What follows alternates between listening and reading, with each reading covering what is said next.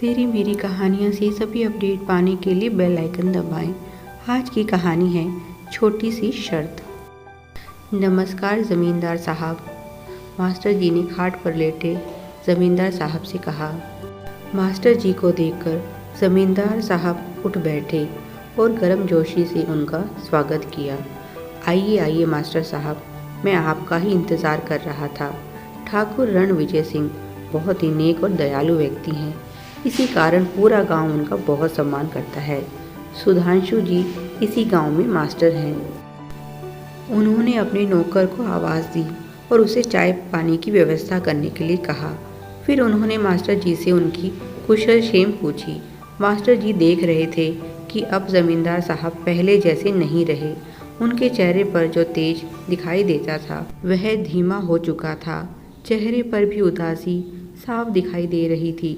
शायद वे किसी गंभीर समस्या में थे, क्योंकि ऐसे समय पर ही उन्हें मास्टर जी की याद आती थी। इसीलिए जैसे ही उन्हें संदेश मिला कि ज़मींदार साहब ने उन्हें याद किया है, वह तुरंत ही उनसे मिलने पहुंच गए।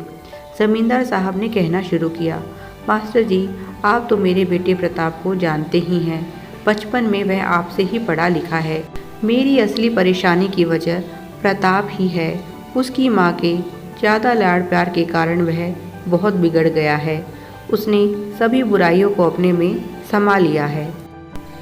दूसरों के प्रति उसका व्यवहार भी अच्छा नहीं है। मुझे समझ नहीं आ रहा अपने बिगड़ैल बेटे को मैं कैसे सही रास्ते पर लाऊं। उनके स्वर में निराशा साफ दिखाई दे रही थी। मास्टर जी भी गंभीर हो गए, क्योंकि वे जानते हैं कि प्रताप कोई छोटा बच्चा नहीं जो वह उसे सज़ा देकर सुधार देंगे। अब वह बड़ा हो चुका है। बचपन से ही उसमें अहंकार कूट कूट कर भरा हुआ है। जब से उसने आपकी बेटी मीनाक्षी को देखा है, तब से उसने ज़िद पकड़ ली है कि अगर शादी करूँगा तो सिर्फ मीनाक्षी से, और अगर यह शादी नहीं हुई तो मैं अपनी जान दे दूँगा।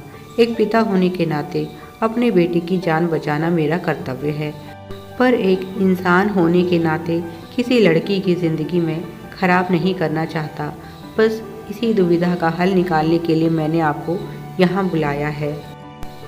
अगर मैं मीनाक्षी का पिता होता तो प्रताप जैसे लड़के से अपनी बेटी की शादी कभी नहीं करता, क्योंकि मैं जानता हूँ मीनाक्षी बहुत ही गुणवान और योग्य कन्या है।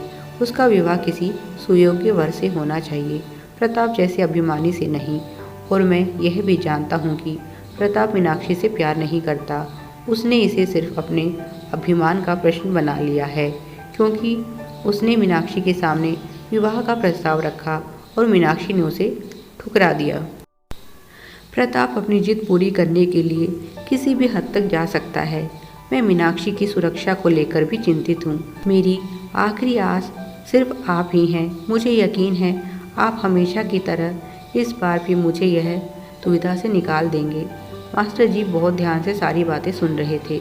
उन्हें भी इन सब चीज़ों की जानकारी थी और वह भी यही सोच रहे थे कि समस्या का हल कैसे निकाला जाए।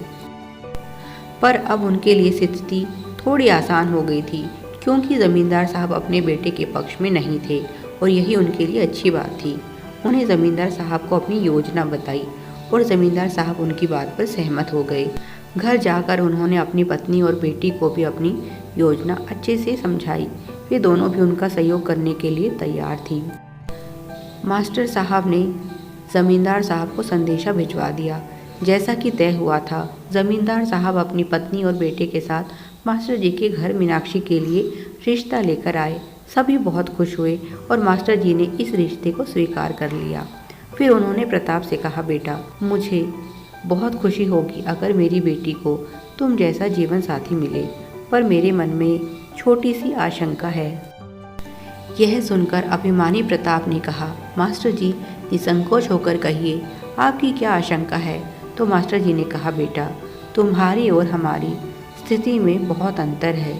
समय बहुत बलवान होता है, कब क्या हो जाए कोई नहीं जानता।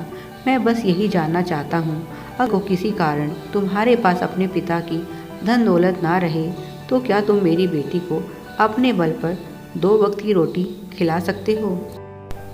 कोई भी पत्नी केवल तभी अपने पति का दिल से सम्मान कर पाती है जब वह आत्मनिर्भर हो और परिवार का पालन पोषण करने में समर्थ हो। यह सुनकर अभिमानी प्रताप बोला, मास्टर जी, यह क्या बात कह दी आपने। मैं पूरी तरह से समर्थ हूँ और अगर आपको यकीन ना हो तो आप मेरी परीक्षा ले सकते हैं। बस इसी पल की तो मास्टर जी और ज़मींदार साहब को प्रतीक्षा थी। दोनों की नज़रें मिली और दोनों मुस्कुराए। मास्टर जी बोले, ठीक है बेटा, जैसा तुम चाहो। मैं चाहता हूँ कि तुम 1 महीने तक मेरे एक मित्र के यहाँ खेतों में काम करो और मुझे आशा है तुम इस परीक्षा में ज़रूर सफल होगे और तब मेरी बेटी मीनाक्षी भी तुम्हें दिल से अपना पति स्वीकार कर पाएगी। पर इस 1 महीने में तुम्हें अपने माता पिता से किसी तरह का कोई सहयोग नहीं लेना है और सबसे महत्वपूर्ण बात, यह छोटी सी परीक्षा सिर्फ तुम्हारा सामर्थ्य देखने के लिए है जो मेरी बेटी मीनाक्षी ने तुमसे शादी के लिए रखी है। पर तुम पर कोई पाबंदी नहीं है, तुम जब चाहो इस शर्त को तोड़ सकते हो, पर इस परिस्थिति में तुम्हारा विवाह मीनाक्षी के साथ नहीं होगा। बस यही है मीनाक्षी की छोटी सी शर्त। प्रताप बोला, अगर आपकी पुत्री यही चाहती है तो यही सही, मैं इसके लिए तैयार हूँ। अब तो शादी शर्त पूरी होने के बाद ही होगी। उसी दिन ठाकुर साहब ने उसे घर से ज़रूरत का सामान देकर विदा कर दिया। प्रताप मास्टर जी के दोस्त के यहाँ खेतों में काम करने लगा। उसे कोई भी काम ठीक से करना नहीं आता था, इसीलिए उसे बात बात पर झाड़ पड़ती रहती। उसके साथ के मजदूर उसका खूब मजाक बनाते। जब भी वह वहाँ से जाने की सोचता तो मास्टर जी का दोस्त उसे शर्त याद दिला देता। 2 दिन में ही प्रताप की हालत खराब हो चुकी थी। उसके सारे ऐशो आराम बंद हो गए थे और खाने को भी रूखा सूखा मिलता था। कहाँ पे वह खुद से पानी का गिलास भी नहीं उठाता था और यहाँ सारा दिन उसे गधे की तरह काम करना पड़ता था। उसके हाथों में मोटे मोटे छाले पड़ गए थे। वह सोचता, क्यों वह बेकार के काम में लगा हुआ है। इससे तो अच्छा है कि वह मीनाक्षी से शादी ही ना करे। पर फिर उसका अहंकार आड़े आ जाता और वह सोचता, अगर उसने शर्त पूरी नहीं की तो लोग उसका मजाक उड़ाएंगे और वह यह सब बर्दाश्त नहीं कर सकता था।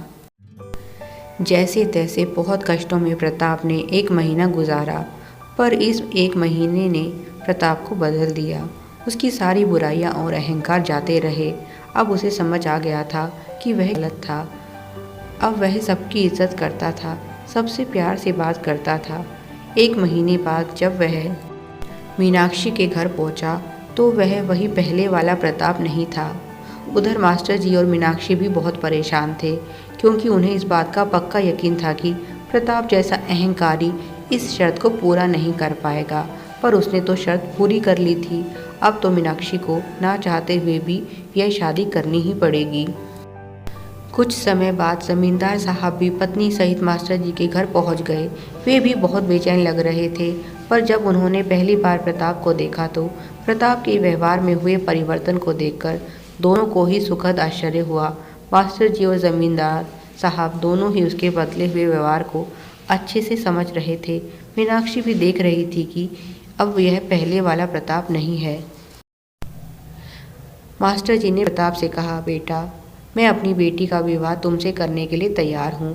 पर प्रताप ने कहा, मास्टर जी, मैं माफ़ी चाहता हूँ, मैं यह शादी नहीं करना चाहता। सभी बहुत हैरान हुए।